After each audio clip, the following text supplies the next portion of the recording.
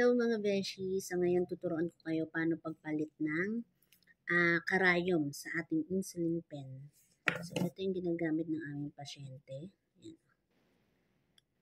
So depende kung ilang units ang kanyang ituturok. So sa binabantayan namin is 32 units ang kailangan niya. So ito yan o. Ayan, meron dito. I-rotate mo lang yan. So, hanggang 32. Hanapin mo lang 32 hanggang sa makaabot ng 32. Yan.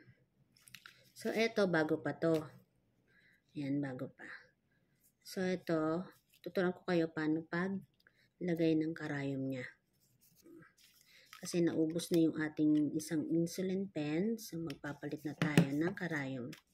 So, eto yan. Magiging ganito yan, no?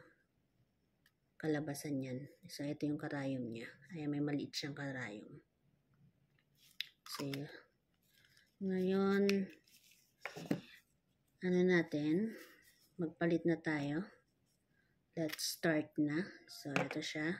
Ito yung ating bagong insulin. So, i-back to zero muna natin siya. Kasi pag na-press natin to, lalabas dito yung ano niya, liquid. So, i-press na muna natin para hindi siya i-back to zero muna natin para hindi natin siya ma-press. So, ito yung ating pampalit. Ayan. Medyo malabo lang. Pero ayan ang ating pampalit. Ayan, may karayom dyan sa loob. May karayom yan.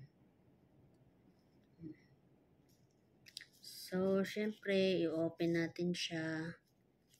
Ayan, open. Ito. Open natin siya. Ayan. Tatanggalin mo lang yan. Ayan.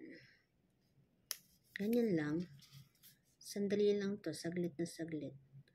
Tapos yan, eto, insert mo lang dito. Ayan, makikita mo yung loob niya. No? May karayom yan. May karayom din sa loob. Ayan, medyo malabo lang ang ating camera. Ayan, may karayom yan sa loob.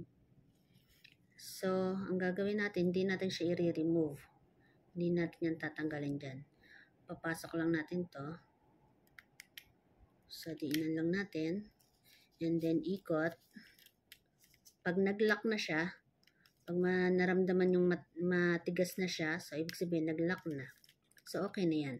So, ayan na siya. I-up mo lang.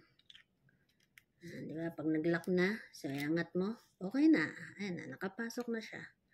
Tapos, eto, cover pa yan. Takip pa yan. So, ayan yung karayom niya. So, yan ang i-inject natin sa ating pasyente. Yang so, ngayon ay injection niya. Dahil 9, mag-i-inject tayo. So, bukod dito sa cover niya, eto, may cover pa siya. So, yan. Lagay mo lang siya. Ayan. Nakatakip na yan. Safe na yan. So, pwede na natin siyang i-inject sa ating pasyente. So, ito ay Solostar Insulin Glargine. Thank you for watching. Bye-bye. So, yun lang. Thank you for watching. Sana may natutunan kayo kung paano pag-insert ng karayom dito sa insulin pen.